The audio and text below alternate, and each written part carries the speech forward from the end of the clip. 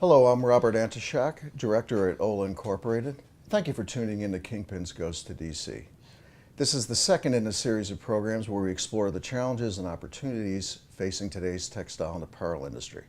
Today we'll cover the state of the retail apparel business, the health of global supply chains, and the Trump administration's policy towards NAFTA and trade in general. Increasingly, it seems that traditional business models are rapidly evolving as consumer demand for clothing and textile products, along with how consumers buy these products, has somehow changed.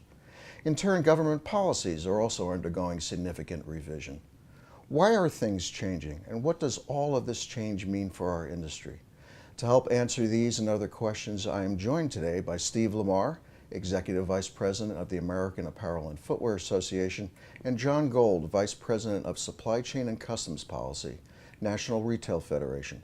Both are based here in Washington, D.C. Hello to you both, and thank you for joining me. Hey, Bob. Thanks. Thanks. My first question, guys, has to do with NAFTA. Negotiations are underway in Washington, just had a week or two back, I believe, and now there's another round that's supposed to be happening. What can you tell us about NAFTA? What can you tell us about the state of play with the negotiations at this stage of the game? Steve? Well, I'll start. NAFTA is, just as background, NAFTA is a very important trade agreement. It's something that a lot of our members use, the textile and apparel and footwear industry. It's an important part of their sourcing dynamic, both to produce clothing and shoes and then sell them throughout North America. And it's something also that you find that there's a great deal of consensus about not only its importance, but about the fact that it should stay intact. We've been arguing, along with really a large part of the business community, that as this NAFTA modernization exercise moves forward, it should be done with a couple of principles. There should be no harm done to it. It should stay trilateral. And if there are any changes, that they should be implemented in a seamless manner.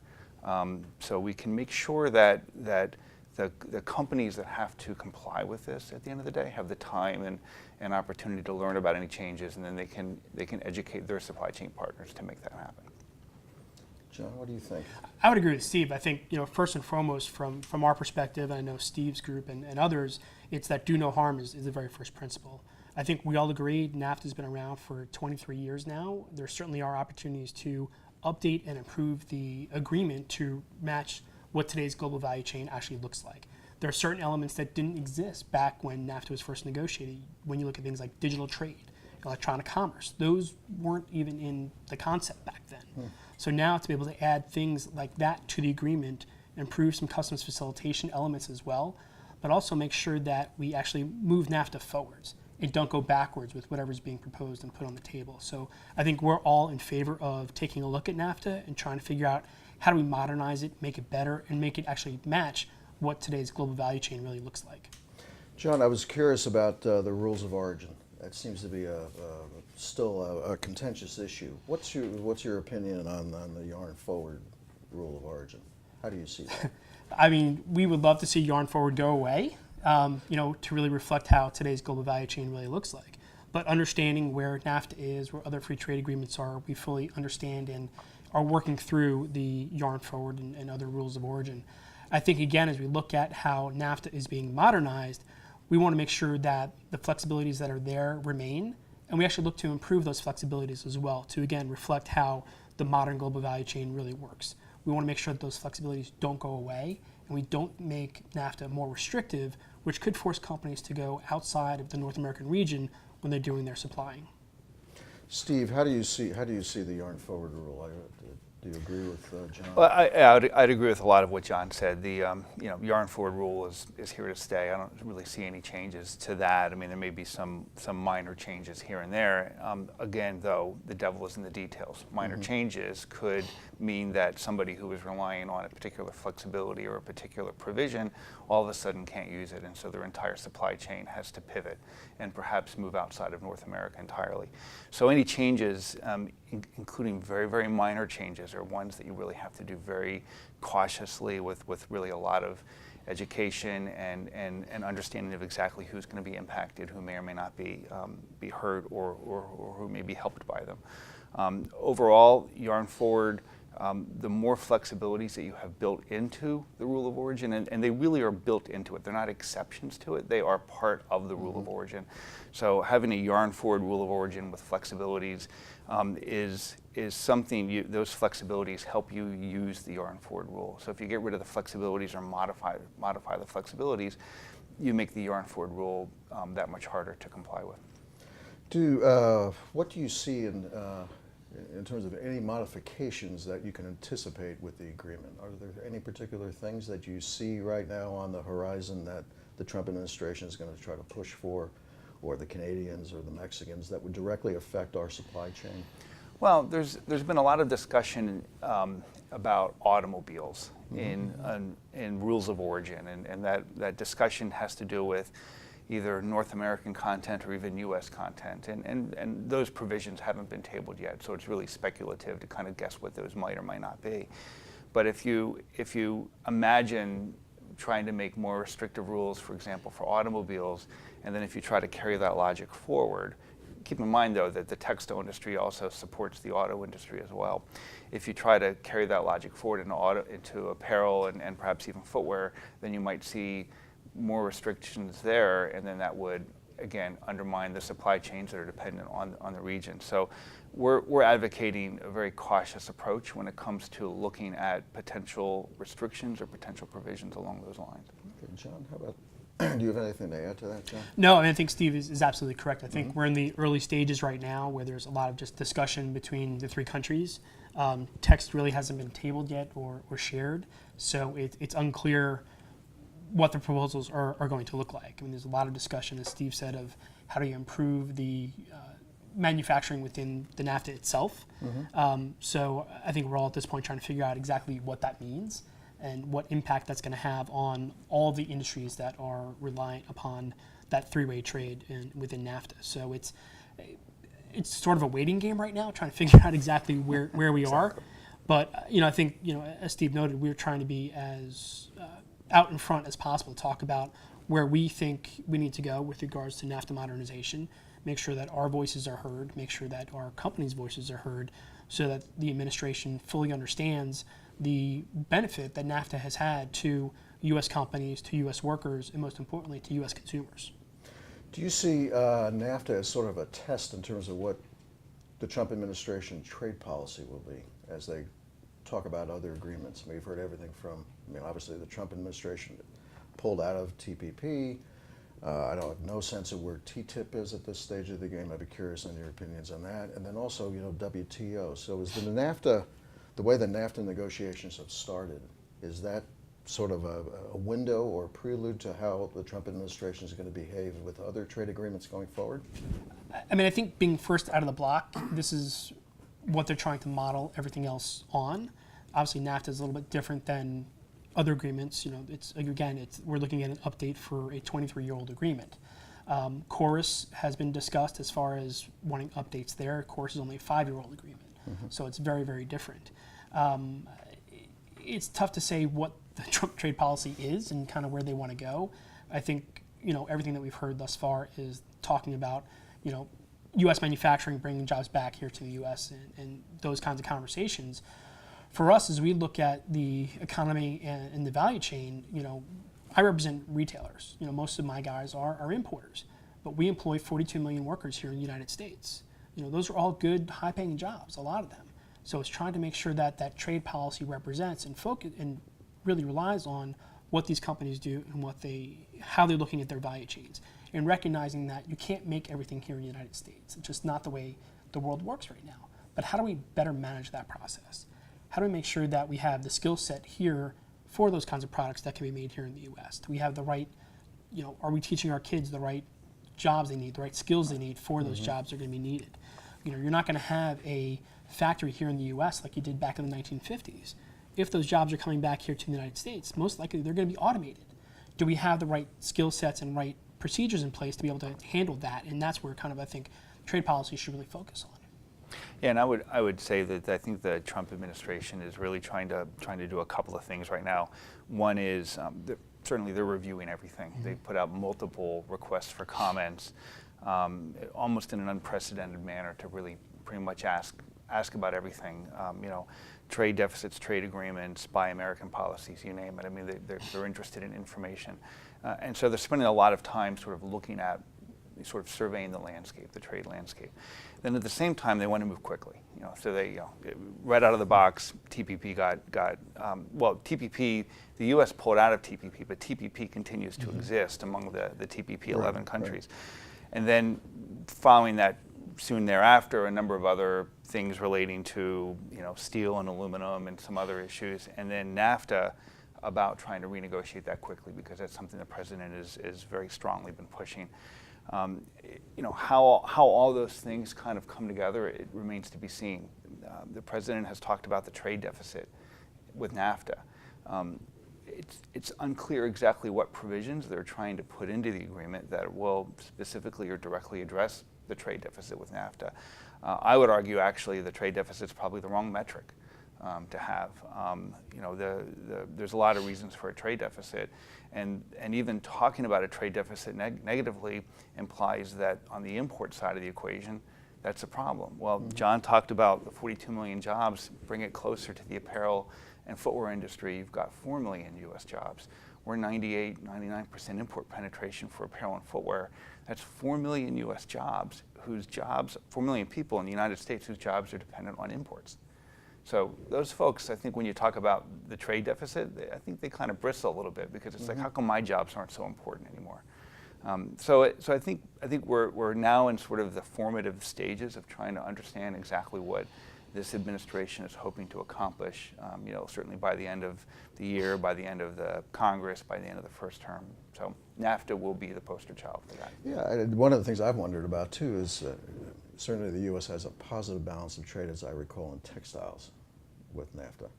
In other words, fabrics, yarns, as I remember, if I'm correct. But one of the things I've wondered about is, let's assume there's a renegotiation of NAFTA. Does that in the long run translate into some sort of positioning where a TPP could get brought into the equation somehow? Well, or is that just pipe dream? What's ironic is that the TPP was a negotiation between the United States, its 2 NAFTA partners, and 9 other countries. And so the U.S. pulls out of the TPP, and now we have the TPP 11. I like to joke that the NAFTA negotiation is the TPP 3, Canada, Mexico, and the United States. Very interesting. You talked about the trade deficit, so let's look at how that works a little bit. We do have a surplus in the United States between the U.S. and Mexico on textiles and apparel. So if you look at the product categories of textiles and apparel, we export a certain amount of textiles and apparel down, and we bring back a certain amount back, and we export more than we bring back. And you ask yourself this question, well, that doesn't make any sense, because we send yarns and fabrics to Mexico, we bring apparel back, they're adding value in Mexico, so that should be more than the yarns and fabrics we're exporting down. How do we get a surplus out of that? Automobiles. We also export a lot of yarns and fabrics into the automobile industry, and those come back as cars, okay? The textile and apparel trade surplus we don't deduct our exports that go into the automobiles. And so the fact that we have a surplus then begins to work against the automobile industry, which now has a deficit, because our exports of the yarns that go into the auto industry, they support the apparel surplus, textile and apparel surplus, work against the automobile deficit. And so that illustrates why the deficit lens is really probably an inaccurate lens to view trade policy. I understand. John, as sort of a follow-up question, China's become more expensive for people to source, and does that make a NAFTA negotiation that much more important for retailers and, say, branded apparel companies as a source of supply in the long run? I mean, I think NAFTA is certainly something they're paying attention to as they're looking at their entire sourcing operation. I mean, retailers are always looking at where their sourcing is going to be coming from, and I think there certainly is a recognition that China is becoming more expensive, and you're seeing retailers shifting to other Asian countries. Vietnam is one. Obviously, that's why one of the reasons why we're so disappointed that the U.S. pulled out of TPP, because there was such a bright spot with Vietnam, not only as sourcing, but as potential option for retailers to operate in Vietnam as well. So they're always looking globally for the best place to do their sourcing from for a variety of reasons. Obviously, NAFTA and the North American region for being close is a big benefit that a lot of companies look for, especially when it comes to transportation costs, making it easier and quicker to get product to the consumer. It's just something that continues to go into their matrix of decision making as far as how they continue to do their sourcing. Okay. In the opinion of both of you, does free trade or the concepts or the government policy that has promoted the adoption of free trade, say over the last 20 years or so, is it in need of an update, just like NAFTA maybe is in need of an update? Do you see the whole approach to free trade as being in need of an update, or is it perfectly okay the way policy has been laid out? And really, to your point, Steve, it's just a question of the Trump administration asking a lot of questions right now. It isn't so much a question that things are going to change so dramatically as it's just going to be a question of, as things are evaluated, they realize, well, it's really not broken, or it's only in need of minor fixes to make it work better.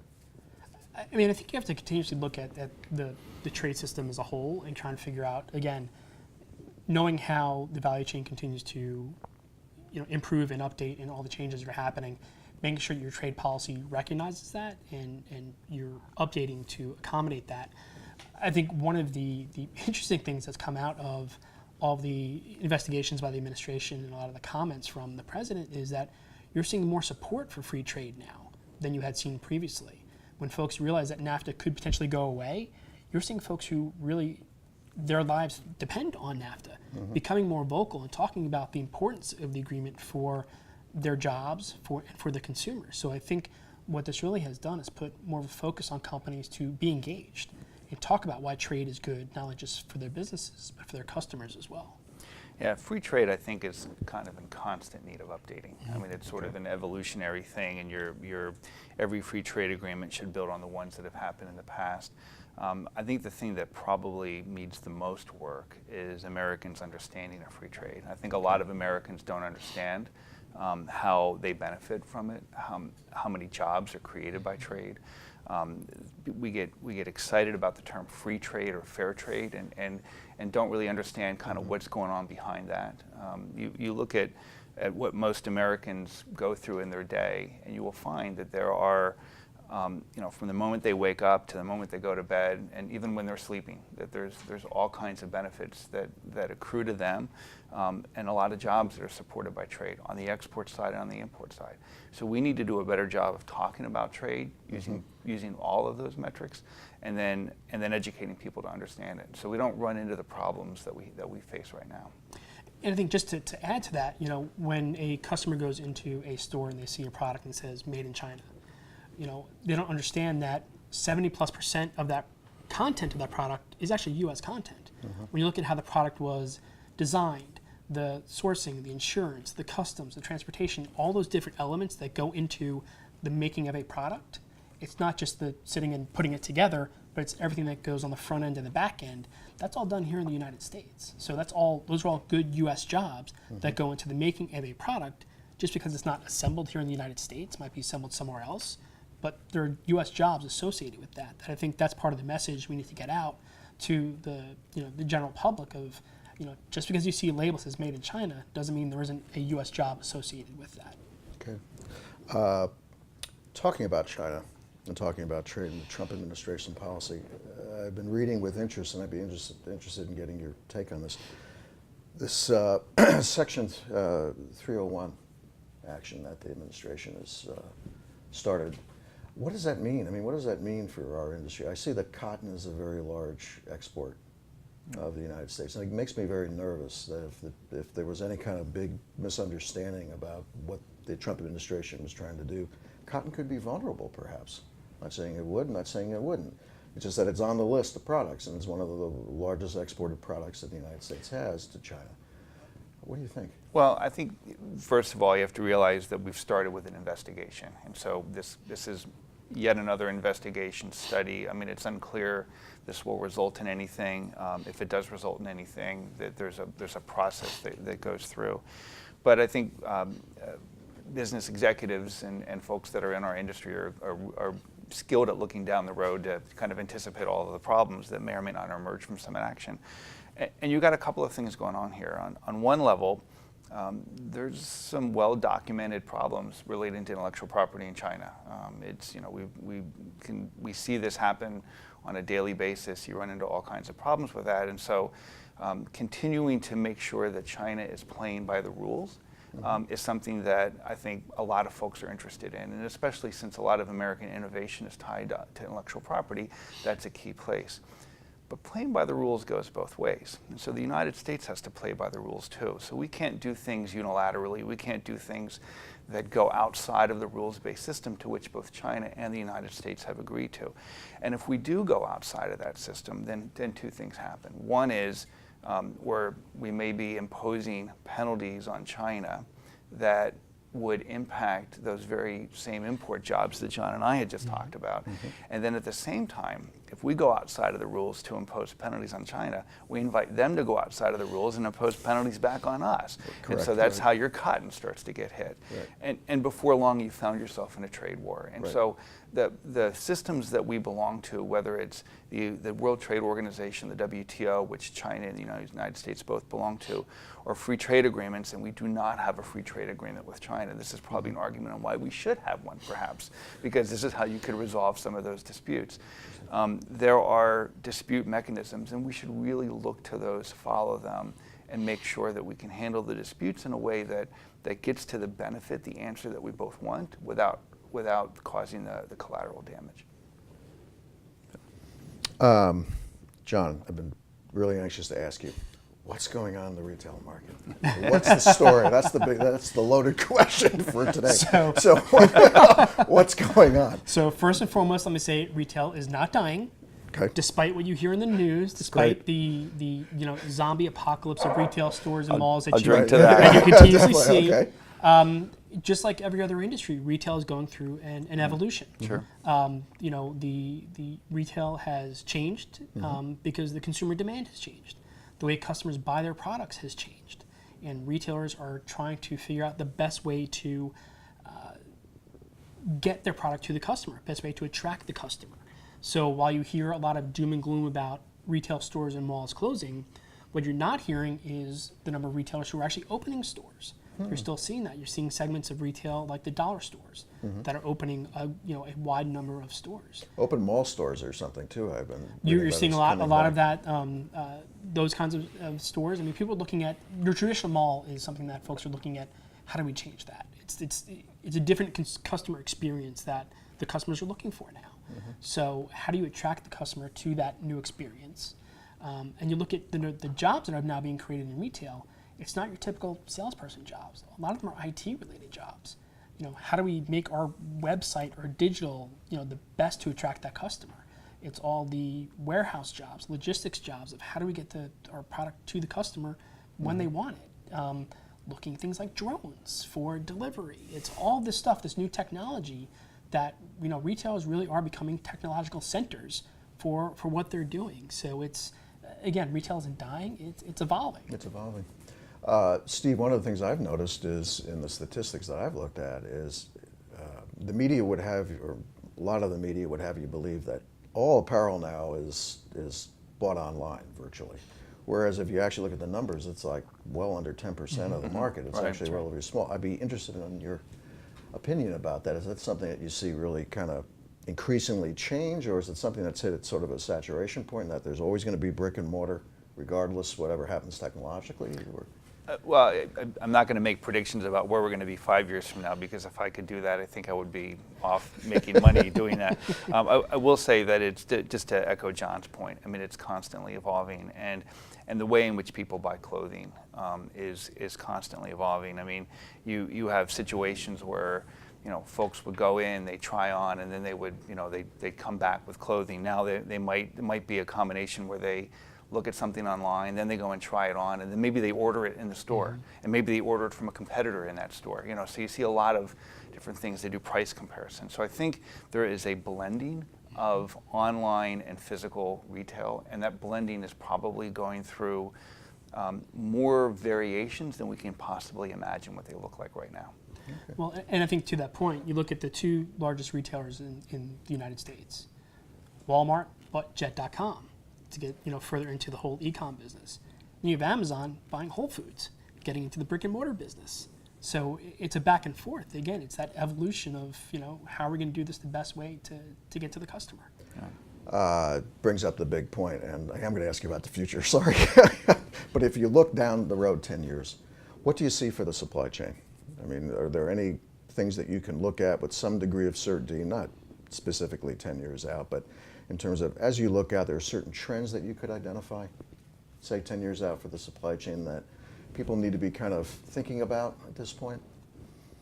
I think the supply chain is going to continue to be much more technology dependent even than it is now. Okay. People are going to be trying to squeeze and rely on the supply chain to get as much information as they possibly can. I mean, if you look at what's happened just in the last 10 years and you kind of say that's the predictor of what we're going to be in the next 10 years, the supply chain has gone from something that transfers product from point A to point B. Now it not only does it have to convey that product, it's got to convey a lot of information about that product. Okay, where was it produced, who touched it, what kind of social responsibility conditions were involved, not only in its production, but in the second and third tier and fourth tier suppliers. And then you have to provide a lot of information going back down the supply chain so it become faster and smarter and more cost efficient. And then you can react to changes that may happen, whether it's a natural disaster, or whether it's a man-made problem, a border might close or something like that. And so supply chains that are able to be a lot more nimble, to react quicker, I think are going to be required, and supply chains that can generate that data so you can make decisions, and decisions on the fly. That right now, you don't have to make those decisions in a time-sensitive manner for as many products. But going forward, as you have more and more products that are being made with a quick response model, you're going to be looking for that time-sensitive information. I would agree with Steve. I think looking 10 years down the line, I think having access to the information to be able to allow you to make better decisions going forwards is critical. There are a lot of issues now where you don't have that visibility, you don't have that information, that lead to a lot of inefficiencies in the supply chain. You look at our ports as kind of number one, where you got a lot of congestion that occurs because people aren't talking to each other and trying to how better to plan your supply chain.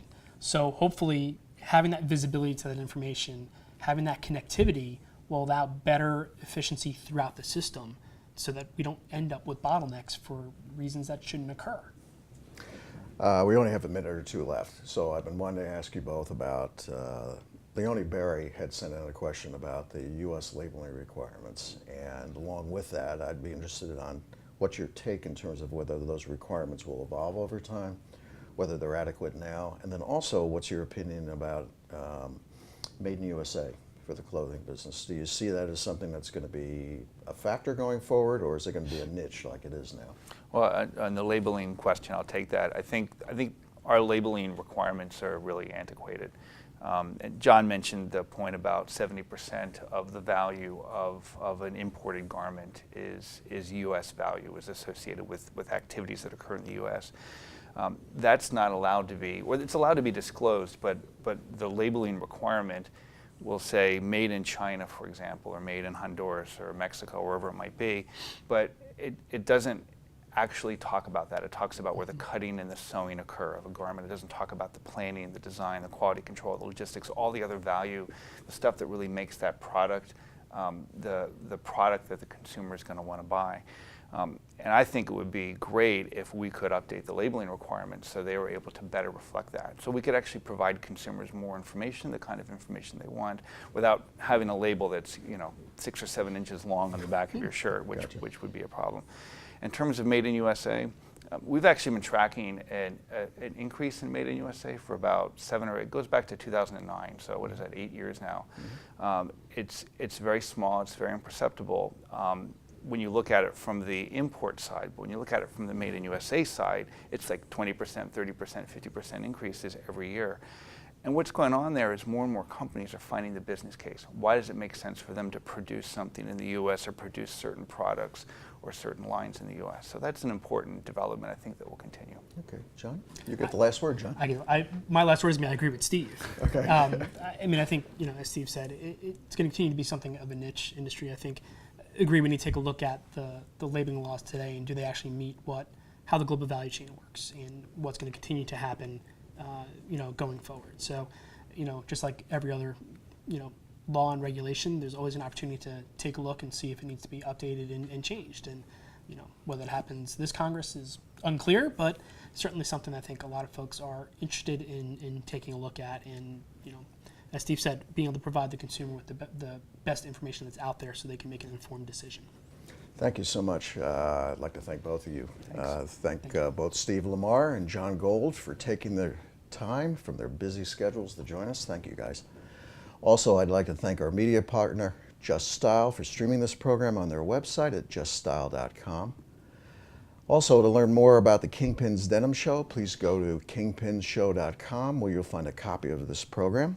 And finally, please join us at New York Denim Days, our consumer show about all things denim on September 30th to October 1st at the Metropolitan Pavilion on 18th Street in New York City. It's open to the public, and tickets may be purchased on eventbrite.com or amsterdamdenimdays.com. Thank you and have a good day.